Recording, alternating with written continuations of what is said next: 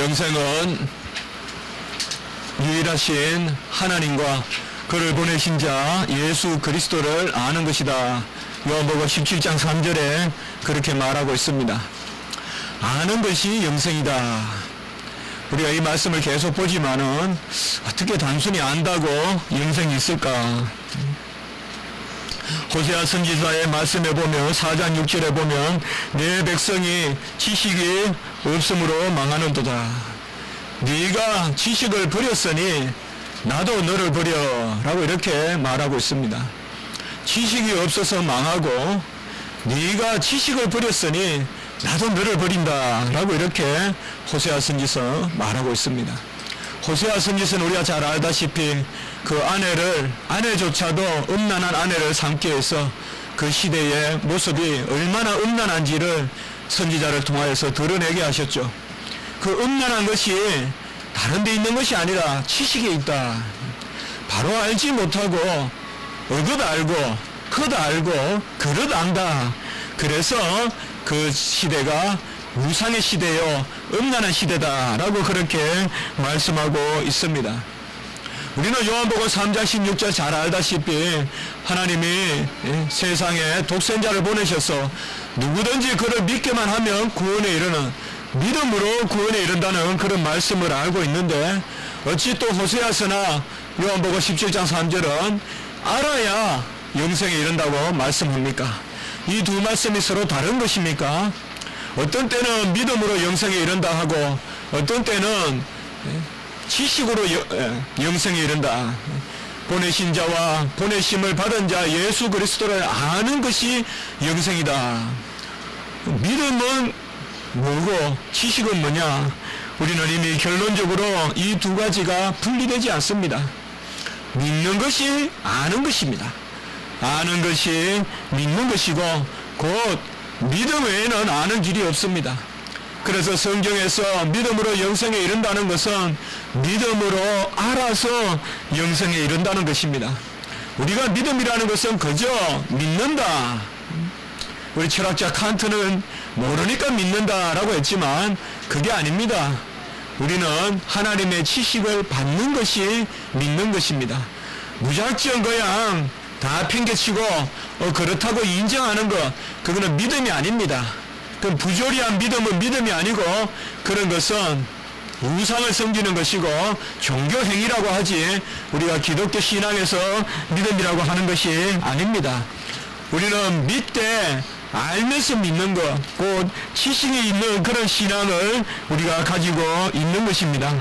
그 지식을 어디서 얻느냐? 바로 믿음은 하나님의 말씀으로부터 나온다.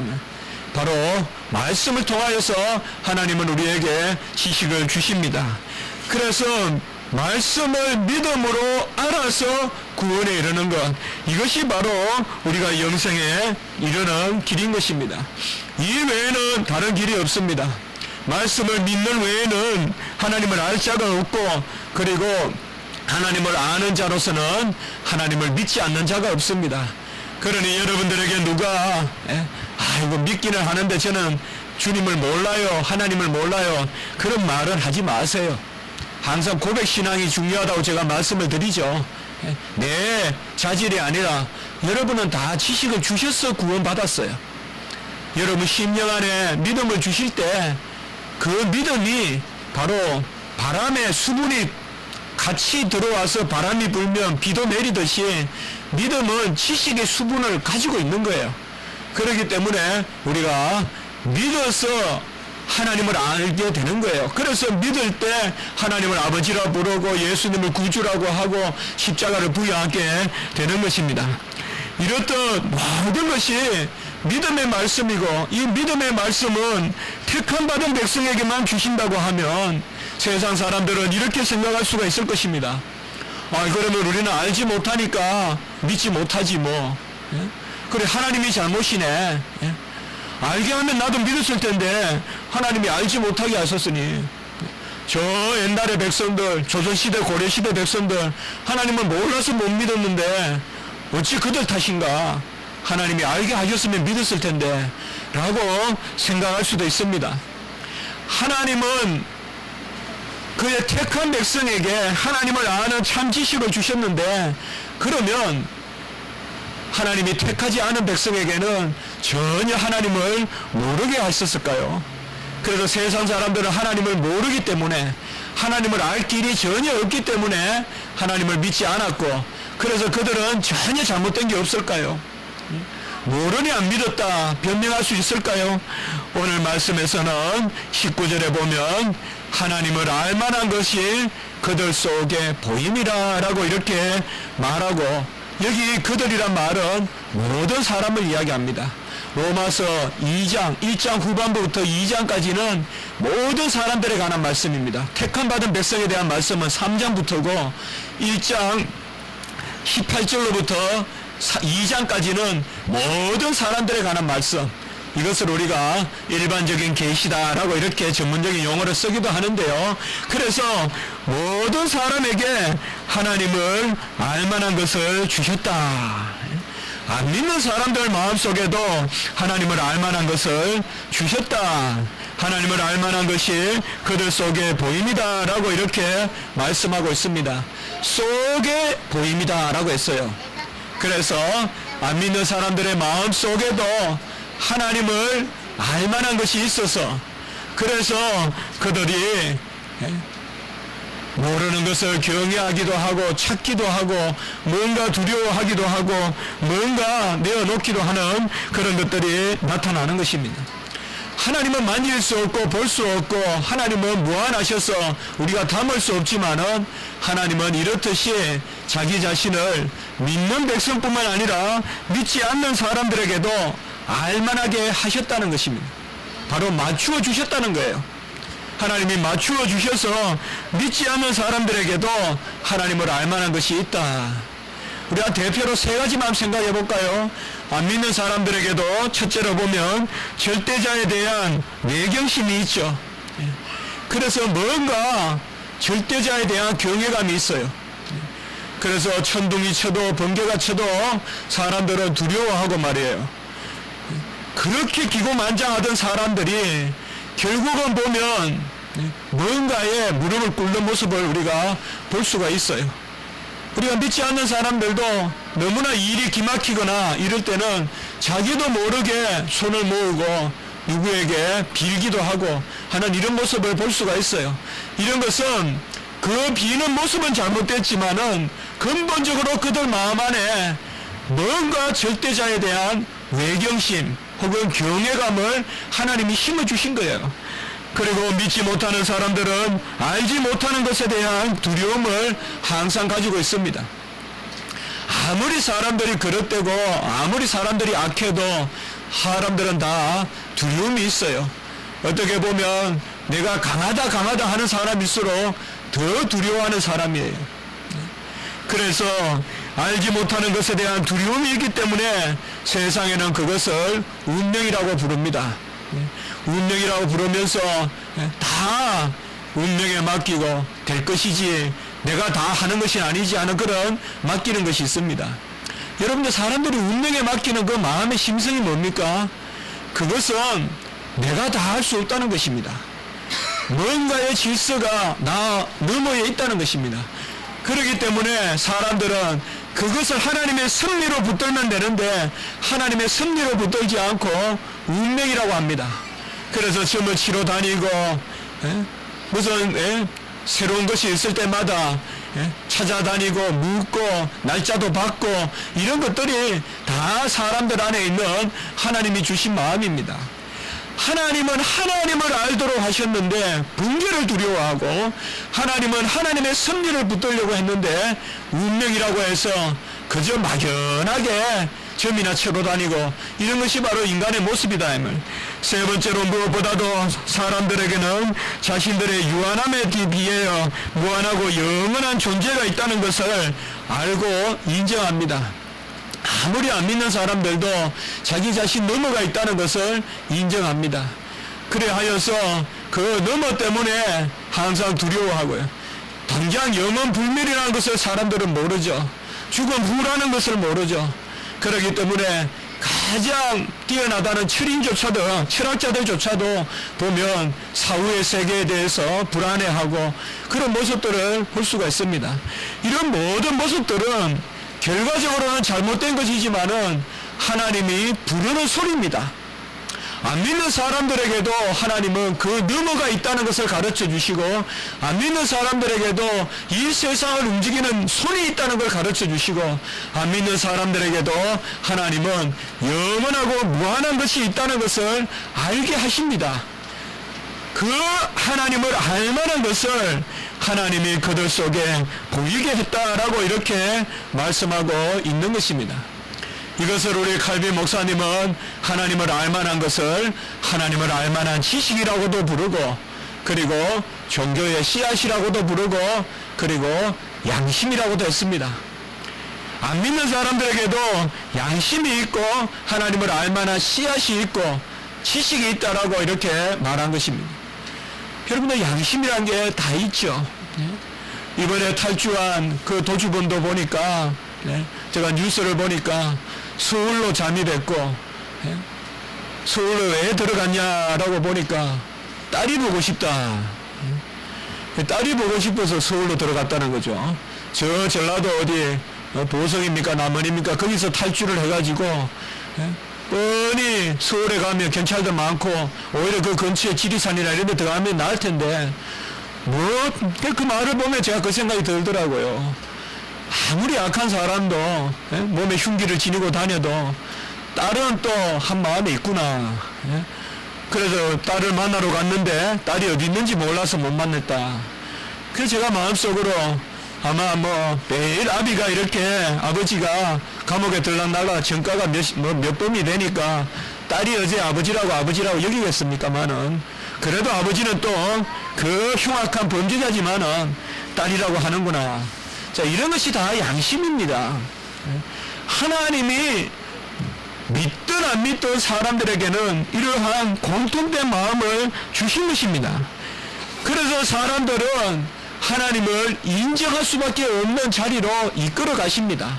하나님을 알만한 것이 누구에게든지 다 있다는 것입니다. 이 하나님을 알만한 것이 사람들 안에 있을 뿐만 아니라 오늘 20절에 보면 모든 피조물에도 이러한 하나님을 알만한 것을 심어주셨다라고 이렇게 말씀하고 있습니다. 사람을 바라보고 있으면 하나님이 계시다는 것을 알 수가 있고요. 우리의 마음속에 하나님이 있다는 것을 하나님이 드러내시고, 그리고 세상 만물 가운데서도 하나님이 계시다는 것을 보여주신다는 것입니다.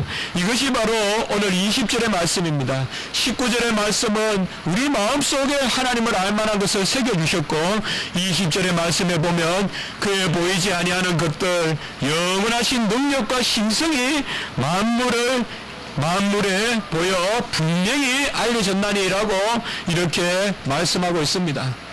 이 말이 뭔가 하면 하나님을 아는 것은 세상 만물에 새겨져 있다는 것입니다. 우리가 세상 만물을 바라보면 놀랍죠. 벌레를 한 마리 봐도 놀랍고, 하늘을 봐도 놀랍고, 땅을 봐도 놀랍습니다. 하나님이 모든 것을 지었고 보존하고 통치하고 운행하고 생장하게 하시고 자라게 하시죠. 우리가 나무 잎사귀 하나만 봐도 헤아릴 수 없는, 그리고 우리가 천체 물리학이나 또 생명공학이나 이런 것을 통하여서 보면 하나님의 그 비밀이 얼마나 막대한지 우리가 다 이루 말할 수가 없죠. 우리는 태양을 바라보고 있으면 태양이 놀랍습니다. 태양이 얼마나 멀리 떨어져 있습니까? 아주 멀리 떨어져 있는 그 태양의 빛으로 우리가 따뜻하고, 그 태양의 빛이 조금만 멀어도 우리가 춥잖아요. 그래서 우리가 태양을 보고 있으면, 야, 저 태양이 뭔가? 태양이 가려지면 밤이고 태양이 드러나면 낮이고, 과연 저 태양이 뭐냐 이 말이에요. 바로 옆에 있는 불이 아니에요. 저 멀리 떨어져 있는 그 태양의 빛이 우리를 따뜻하게 한단 말이에요. 모든 만물을 자라게 하고요. 그런데 중요한 것은 그 태양만이 놀라운 것이 아니라 그 태양은 어찌해서 존재하냐 이 말이죠. 우리는 이 두 단계의 놀라운 그런 경탄을 가지고 있죠. 예? 그래서 놀라운 생각을 하는 거예요. 야, 태양이 대단하다. 하늘 자체가 대단하다. 예? 하늘이 대단하다. 그런데 그것보다 더 대단한 것은 그것을 누가 지었느냐 이 말이죠. 제가 전에 말씀드렸죠. 모래가 더 많은지 별이 더 많은지. 별이 더 많아요, 여러분들. 하늘에 별이 더 많아요. 그런데 하늘에 별이 저렇게 많으니까 우리가 우주선을 타고 하늘에 별을 쫙 올라가면 별에 부딪힐 것 같아요? 안 부딪혀요, 여러분들. 어느 공간에 별이 있을 확률이 10의 마이너스 19승분의 1이에요. 이 말은 뭔가 하면 아무리 우리가 천체로 올라가도요, 별에 부딪힐 일이 없어요. 별은 막 곧 옆에 있는 것 같아도요, 멀리 떨어져 있어요. 너무나 거리가 멀리 있기 때문에 우리가 보기에는 같이 보여도 그림은 다 한 하폭에 있지만은 원근이 있듯이 바로 별도 마찬가지예요. 그렇게 멀리 떨어져 있어요. 그 별들이 모래보다 더 많아요, 여러분들. 진리예요, 이게. 모래 숫자보다 더 많다고요, 별이. 그러면 이러한 별들은 누가 지었을까? 누가 그 별들을 붙들고 있을까? 별이 어떻게 스스로 있을 수 없잖아요. 이런 것들을 우리가 생각해 보면 하나님을 믿지 않을 수가 없다 이 말이에요. 히브리서 11장 3절에 보면 보이는 것은 나타난 것으로 말미암아 된 것이 아니니라 라고 이렇게 말씀하고 있거든요. 우리에게 보이는 것은 분명히 보이는 것으로 된 것이 아니다. 별은 별이 만드는 것이 아니요, 하늘은 하늘이 만드는 것이 아니요, 바로 하나님이 그것을 알게 하신다 이 말이에요. 여러분들, 제가 한번 감옥에서 나온 분들 전도하고 한다고 같이 영락 기도원에 간 적이 있어요. 예. 저기 수유리에 있는 영락 기도원에 가서 같이 기도도 하고 한 적이 있어요. 오래된 이야기예요, 신학교 다닐 때. 그런데 그분들이 산에 올라가고 이런 건 잘 안 하더라고요. 예? 감옥에 많이 다니고 이러는 사람들이에요. 근데 그분들은 보통 전과자가 아니에요. 뭐 살인자, 뭐 전부 이런 사람들이에요. 그런데 이제 다만 성교회라고, 다만이니까 뭐예요? 교도소예요. 그 성교회에 찾아가서 그분들하고 이제 잠시 사귀는데 그분들도 자연을 그렇게 좋아하더라고요. 예? 뭐 제가 그분들이라고 해서 너무 나쁘게 그렇게 생각하는 건 아닙니다. 제 마음속에 그런 게 있잖아요. 야, 뭔가 저 사람들은 대단하겠다, 특별하겠다. 그런데 그들도 자연을 그렇게 경탄하더라고요. 사실상 우리 인간 마음에요, 우리가 높은 산에 가면 다 아름다워요. 예? 좋은 예쁜 바다에 가면 다 마음에 불편한 감격이 있어요. 다 똑같아요, 누구나. 그런데 그 마음이 바로 하나님을 아는 마음이에요.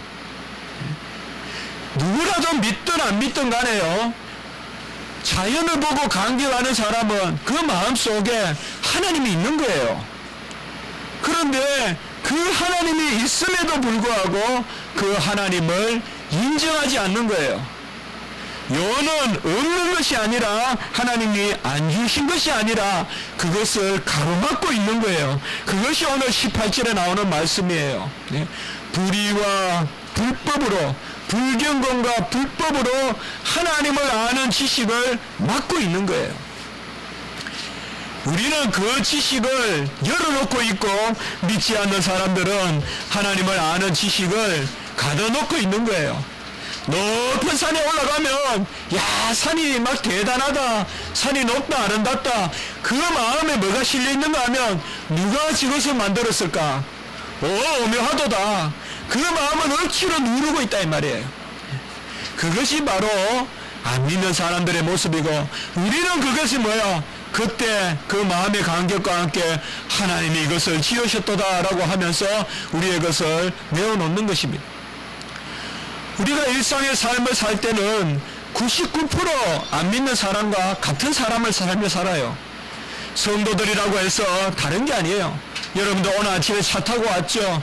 이것도 우리가 일반 은총이라고 하는 거예요. 특별한 은총이 아니에요. 안 믿는 사람도 차를 타요. 그리고 이제 논에 모를 심죠. 모를 심죠. 이것도 안 믿는 사람들도 다 하는 거예요.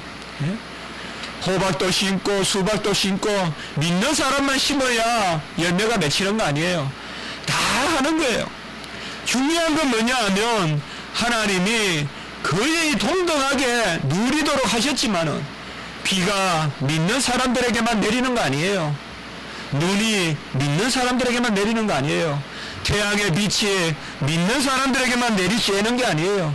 믿지 않는 사람들에게도 동일한 은혜를 줬는데 그들은 뭐냐 하면 그것을 가리고 하나님께 영광을 돌리지 않는 거예요. 그래서 배은망덕하고 하나님 앞에 온전히 올려드리지 않는 것입니다.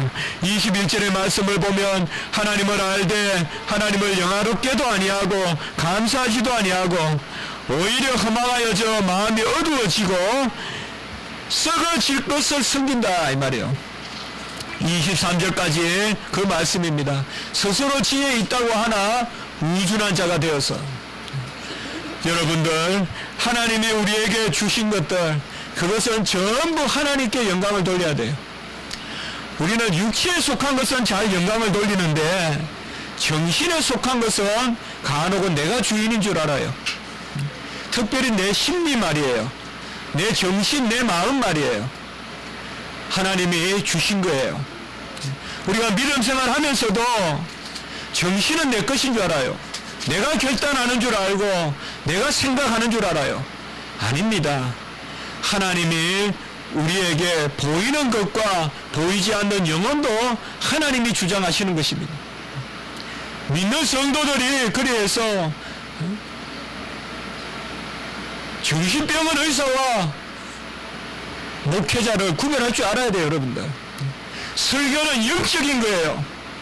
하나님의 은혜를 전하는 거예요. 의사는 그게 아니에요. 바로 정신과 의사나 이런 사람들은 우리의 정신을 다루는 것이지 심리를 다루는 것이지 정신과 심리는 일반에 속한 거예요. 여러분들 철학자들은 정신을 많이 다루고 심리를 다루지만은 그들은 하나님을 알지 못해요. 우리가 살다 보면 오늘날 제가 많은 그런 것을 들어봐요. 저것이 영에 속한 설교인지 아니면 정신에 관한 이야기인지 많은 설교가 뭐 하라 비 시리즈예요. 비 나이스, 비 폴라이트, 비 카인드 전부 다 착하라, 충실해라, 친절해라. 그런 것은 정신에 속한 거예요. 그것으로 하나님을 영화롭게 못해요. 우리는 바로 영에 속한 거예요. 영에 속한 것이 있어야 하나님께 영광을 돌리는 거예요. 여러분들이 칭찬할 수 있어요. 제가 금요일 날도 설교했어요. 여러분들이 요새 다운될 수도 있단 말이에요. 수 있고 여러분들이 정신적으로 피폐할 수가 있어요.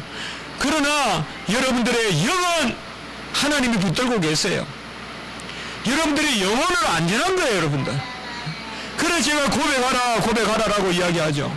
정신이 영혼을 끌고 다니면 안 돼요. 정신은 일반 은총에 속한 거예요. 모든 사람들에게 다 주신 거예요. 그게 바로 철학자들이 말하는 것이고 심리학자들이 말하는 것이에요. 우리는 뭐냐 하면 그 너머에 있는 거예요. 그 너머에 있는 거예요. 우리가 이것을 구별하지 못하면 저는 그런 생각을 해요, 여러분들. 우리는 신앙생활 잘하고 있어요. 여러분 지금 예배 드리잖아요. 말씀 잘 받아들이고 있어요. 그러나 여러분들이 자꾸 그 정신적으로 생각하는 거예요. 심리적으로 생각하는 거예요. 어떤 날은 기분 좋으니까 오늘은 기분 좋아. 그러니까 말씀이 잘 들려. 그게 아니라 이 말이에요, 여러분들.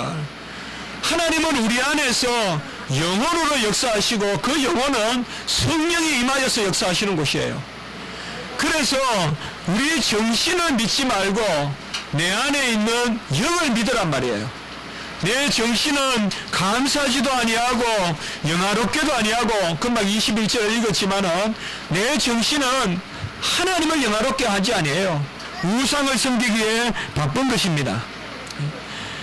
그래서 우리가 보면 신앙생활을 잘 하는데도 불구하고 시시각각으로 걸려 넘어지는 사람들이 많아요. 그건 뭔가 하면 마귀 사탄이요, 내 감정을 틈타고 들어와요. 내 의지를 틈타고 들어와요. 내 정신을 틈타고 들어와요. 여러분들은 내 영혼은 안전하다. 내 영혼 편안해. 찬송도 있지만은 그것이 바로 하나님이 우리에게 주시는 은혜예요. 일반 사람들은 그 은혜가 없어요. 그렇기 때문에 하나님을 알만한 것을 주셨어요.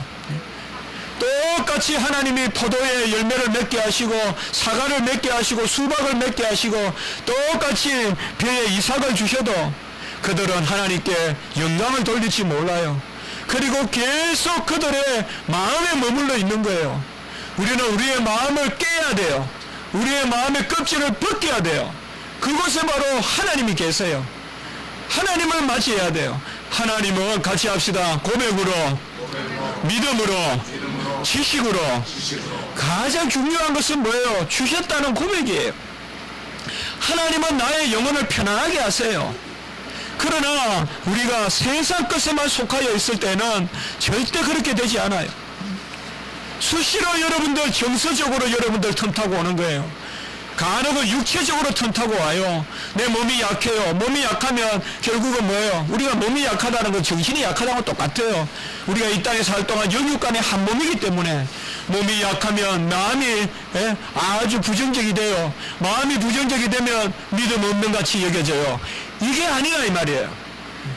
이게 바로 마귀 사탄이 가장 노리는 거란 말이에요. 역으로 말하면 내 정신과 내 심리를 치료한다고 해서 하나님 잘 믿는 것도 아니에요, 여러분들.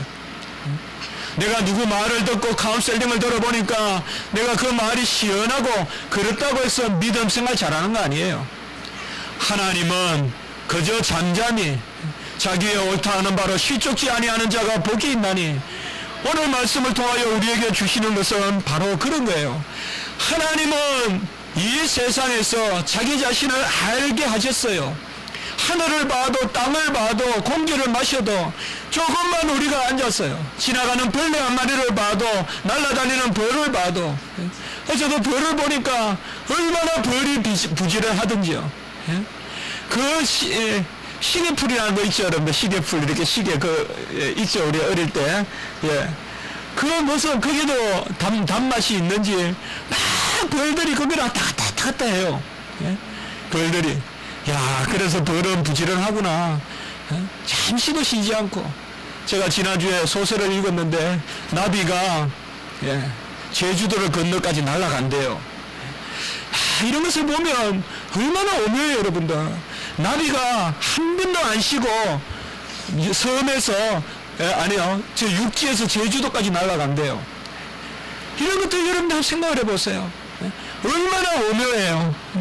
바로 하나님은 우리에게 하나님을 알만한 것을 다 보여주셨어요. 그래서 칼빈은 이것을 바로 눈부신 영광의 극장이라고 했어요. 눈부신 영광의 간치가 있는 극장. 데즐리 디어스 오브 가스 글로리. 하나님의 영광의 눈부신 극장이라고 했어요. 오늘도 우리가 찬송을 들었지만 참 아름다워라. 얼마나 이 세상이 아름답습니까? 얼마나 향기롭습니까? 여러분들, 이 공기가 얼마나 맛있습니까? 공기가 탁한 곳에 가보면 알잖아요. 공기가 청정하다는 것이 얼마나 하나님 앞에 감사한 것입니까? 우리는 이것을 누리게 되는데 그들은 하나님의 이러한 은혜를 받음에도 불구하고 오히려 하나님을 배척하고 있습니다. 그래서 우리가 그들에게 전도를 해야 돼요. 그들에게 하나님을 알만한 것이 없는 것이 아니라 하나님을 알만한 것이 있음에도 불구하고 그것을 가로막고 있기 때문에 로마서 1장 28절 오늘 읽지는 않았지만은 또한 그들이 마음에 하나님 두기를 싫어하네 라고 이렇게 이야기했어요. 싫어해요. 적극적으로 가로막아요, 여러분들. 가만히 있으니까 모르는 게 아니라 알게 하셨는데 억지로 모르게 하는 거예요. 비가 내리는데 우산을 받치고 억지로 비를 안 맞는 것과 똑같아요. 이것이 바로 믿지 않는 사람들의 모습입니다.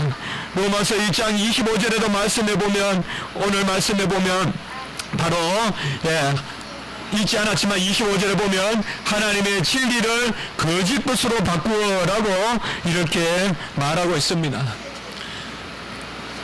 우리가 오늘 말씀에서 두 가지를 한번 생각해 봐야 됩니다. 첫째로 하나님이 우리에게 다 알려주십니다. 그러나 두 번째로 우리는 예수님을 만나지 않으면 스스로는 하나님을 인정하지 않습니다. 하나님이 주시는 지식은 너무나 넘치는 지식이지만은 영원한 하나님을 드러내지만은 우리 인간은 타락했기 때문에 그 지식을 억누르는데도 아주 기술이 대단해요. 그래서 하나님을 알만한 것을 어쨌든 억눌러서 우상을 섬기고 그렇게 하는 것입니다. 여러분, 우리 안에는 두 안 보이는 것이 있어요. 보이는 것은 육체고 보이지 않는 것은 영혼인데 이 영혼이 두 모습이 있어요. 하나는 거듭난 영혼이고 하나는 거듭나지 않은 영혼이에요. 많은 경우에 거듭나지 않은 영혼의 요소도 우리에게 남아 있어요. 이것은 잘못됐다기보다 옛날의 모습이에요. 거듭나기 전의 모습이에요. 그래서 그것이 아플 때가 많아요. 그것이 우리가 힘들 때가 있어요. 그래서 내 영혼을 두 개로 나누어 보세요. 하나님이 내 영혼에 성령을 부어주시는 영혼이 있고, 그럼에도 불구하고 옛날에 내 영혼의 모습이 남아 있어요. 그런데 우리는 이 두 가지를 혼동해요. 하나님이 거듭나게 하는 내 영혼은 예배를 드려서 은혜를 받고 있고 하나님의 말씀을 즐거워하고 즐거운데, 또 내 마음에 다른 영혼은 있어가지고 계속 안 된다 하고 부정적이고 말이에요. 힘들어하고요. 과연 그럴까 하고요. 그럴 때 여러분들, 우리는 거듭난 영혼에 손을 들어줘야 돼요. 그것이 성도와 믿지 않는 사람들의 차이예요. 믿지 않는 사람들은 그저 자연적으로 있는 영혼에 손을 붙들고 가요.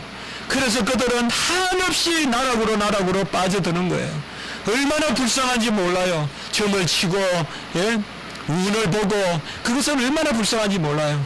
우리는 바로 하나님이 함께 계시기 때문에, 하나님이 우리를 인도하시기 때문에, 그래야 하나님이 우리 안에 거하시기 때문에, 하나님을 알게 하셨기 때문에, 저희가 여러분들에게 가장 강조하는 것은 고백신앙이에요. 하나님이 여러분들을 그렇게 지으셨어요. 여러분들은 하나님을 아시고 하나님이 여러분들을 붙드시는 영혼이 있어요. 그 영혼으로 거듭나지 않은 영혼을 이겨야 돼요. 침체가 있을 수 있어요. 힘들 수 있어요. 그렇다고 해서 믿음 없다고 착각하지 마세요. 여러분들 믿음 있어요. 그렇다고 하나님이 여러분들을 멀리한다고 생각하지 마세요. 하나님 여러분 붙들고 계세요. 가장 마귀 사탄이 사용하는 게 뭔지 압니까? 하나님이 너를 붙들고 계시지 않아. 최초의 아담과 하와를 유혹한 것과 마찬가지예요. 하나님이 너에게 다 주시지 않았어. 하나님을 알만한 지식을 감추고 계시잖아. 그것을 알아봐. 네가 해봐. 선악과 따먹으면 돼. 유혹하는 거예요. 가장 중요한 것은 지난 시간에도 말씀했어요. 제가 지난 시간, 오늘 시간에 같이 생각을 해서 말씀을 전했습니다. 지난 시간에는 경건한 지식을 이야기했고, 오늘은 자연적인 지식이 있어요. 하나님 우리에게 주시는. 우리는 사실 99%는 자연적인 지식으로 살아요. 우리 학생들도 다 자연과학 배우고 생물 배우고 화학 배우고 물리 배우고 그거 배워야 돼요. 그러나 우리는 그것에 이끌려 가면 안 돼요. 철학에 이끌려서도 안 되고 정신에 이끌려서도 안 되고 심리에 이끌려서도 안 돼요. 우리는 영에 이끌리는 사람이 돼야 돼요. 영은 고백으로 나아가는 거예요. 하나님이 나를 택하셨고 하나님이 나를 분별력이 있게 하셨고, 여러분 속의 주인은 영입니다. 정신이 아니고 심리가 아니고 육체가 아니고, 이제는 내가 사는 것이 아니요 내 안에 그리스도의 영이 사시는 줄 믿습니다. 그렇기 때문에 여러분들은 고백하시라 이 말이에요. 나는 하나님의 도움을 받아서 믿고 있다. 즐거워하시고 하나님 앞에 내어놓으세요. 같이 합시다. 여호와를 인정하는 것이 힘이다. 여호와께 감사하는 것이 복이다. 여호와를 인정하는 것이 힘이에요. 여러분 어렵고 힘들 때 여호와를 인정하세요. 여호와의 인정은 뭐예요? 여호와가 나를 사랑한다는 것이요, 여호와가 나를 붙들어 주시는 것이요.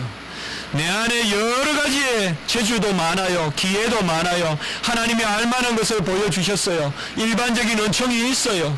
그림과 같이 새겨주시고 훈장과 같이 달아주시고 다 거울과 같이 보여주셨어요. 그러한 일반적인 은혜가 있지만 그 너머가 있어요. 같이 합시다. 성도에게는 그 너머가 있다. 이 너머를 바라봐야 돼요, 여러분. 같이 합시다. 하늘 너머가 있고 바다 너머가 있고 이 세상 너머가 있다. 그게 있어요, 여러분들. 그걸 즐거워해야 돼요. 나도 내 너머가 있는 거예요. 바로 하나님이 사랑하시는 내가 있는 거예요. 그래서 하나님 앞에 내어 맡기고 하나님 앞에 나가면 하나님께서 여러분들 붙드실 줄 믿습니다. 한번 기도드리겠습니다. 거룩하고 자비로우신 하나님 아버지, 모든 사람에게 은혜를 베푸셔서 하나님을 알만한 것을 주셨고 천지 만물에 그것을 새겨주셨지만은 사람들은 그것을 감사하지도 영화롭게도 하지 아니하는데 우리에게는 하나님의 은혜를 주셔서 거듭나게 하셔서 이제 자연을 진짜 아버지여 감사하는 마음으로 바라보게 하시고 하나님께 영광을 돌리는 도구로 삼게 하심을 감사합니다. 우리가 하나님께서 주시는 특별한 영적 은사를 기억하게 도와주시고 그 가운데 고백하며 나갈 수 있도록 주여 도우시고 인도하여 주시옵소서. 모든 것을 감사를 드렸고 구주 예수 그리스도 이름으로 기도드리옵나이다. 아멘.